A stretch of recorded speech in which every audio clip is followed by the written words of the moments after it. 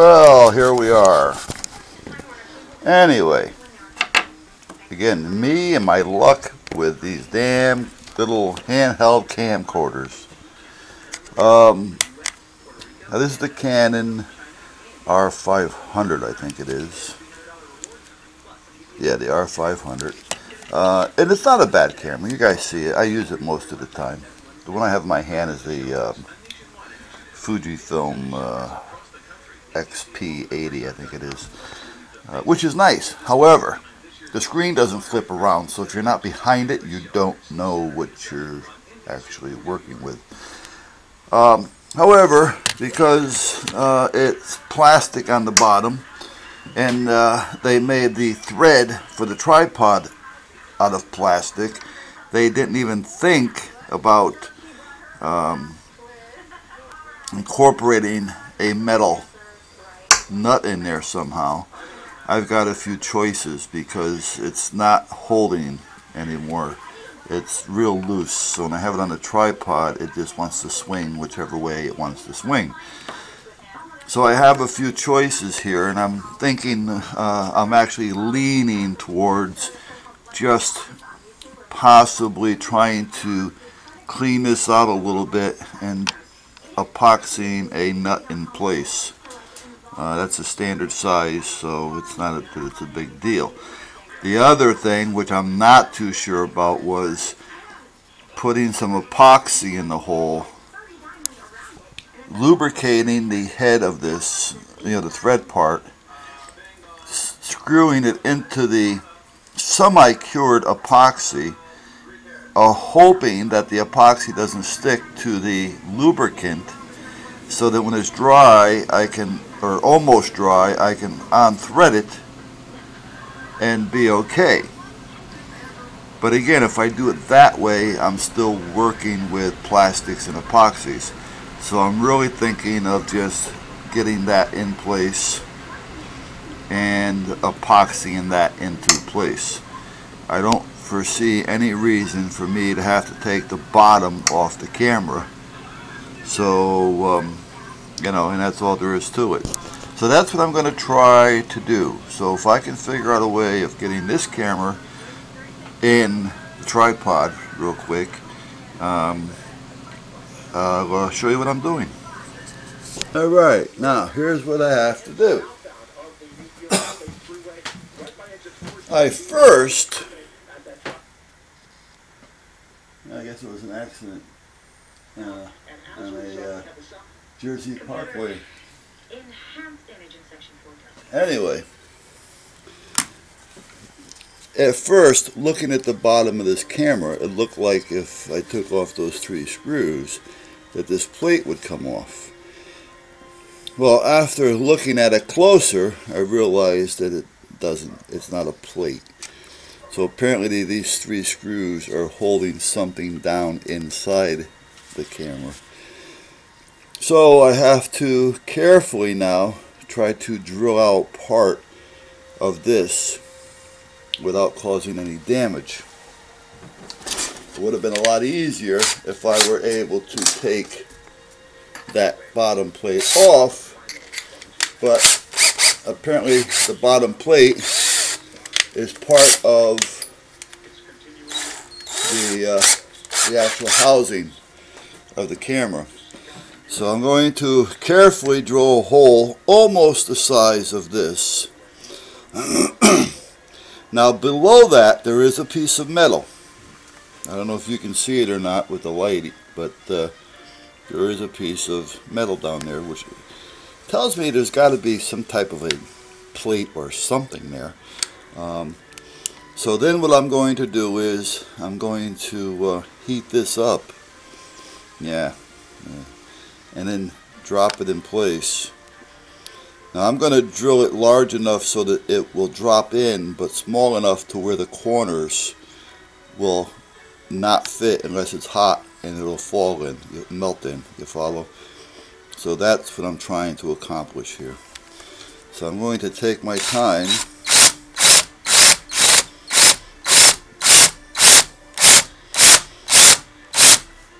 Now this is where I'd like to have put this in my drill press, But the drill press that I have right now is not working. It's actually very old and not stable. So me doing it this way is more stable than if I were to use the drill press. Now, I'm not going to go any further than that because I don't mind if it's not totally countersunk, because tripod screws onto it anyway. So let me put the other drill back in here that belongs. Okay, so that's done. Let me put this away. That's done. So now what I'm going to do is I'm going to thread this onto here. And this is a standard thread for the tripods. And I am going to heat this up, and I'm going to gently push it down inside, hopefully melting the plastic as it goes.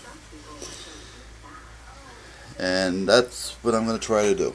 So, let me go get the torch. And what the hell did I just drop? Oh, can. Alright, so you're going to hear a little noise now because I'm going to heat up the torch. Map gas. Actually, it's the only one I ever use, to be honest with you. It gets hotter, faster. Definitely easier if you have to split pipes, because there's a little water in the pipe that'll help you buy that. The map gas is basically the same as what the plumbers use when they carry around that tank of theirs. Okay, now this is red. We're going to try to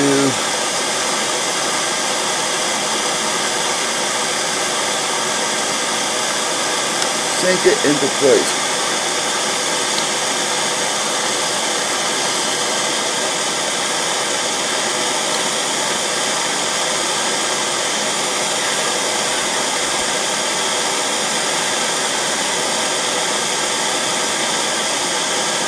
This is where I wish I had some water, but I really don't want to put water on the camera.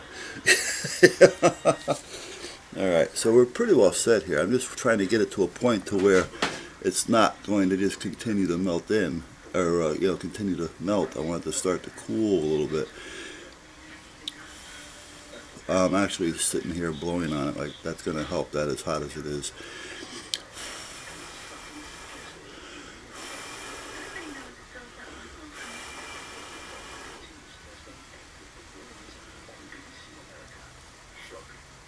Almost there.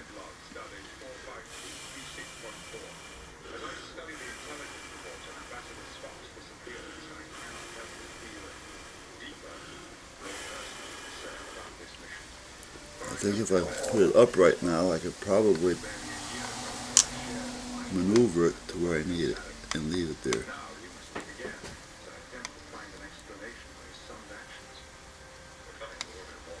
There. Alright, so let's see what happens.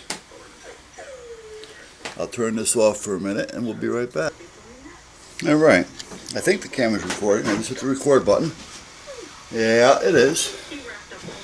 So now what I did was, once it got to a point where I can kind of adjust it, I went to the sink and I just ran some cold water on the bolt itself, on an angle to help cool it down, which in return transferred to the nut.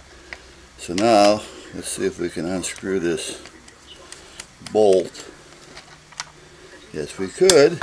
So now that's what we have. So I'm going to take this over to the polishing wheel and get some of that off there.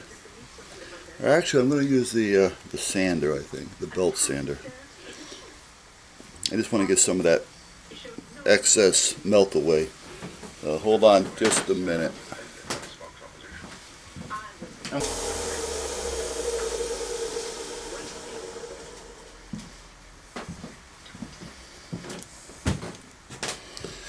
Here we go. So now we're all set. And I'm not going to let this little overage that I just sanded down concern me, because that's only going to help add strength to that there, so I don't have to worry about it. So we're all done. Now I can put this back on, hopefully. Yeah, and that screws in nice. Good deal. And Put it back up here on the tripod. And there we go. She's stable again. Before, that would just flip around. I opened the door and it would whoop this way. You know, so we're back in business.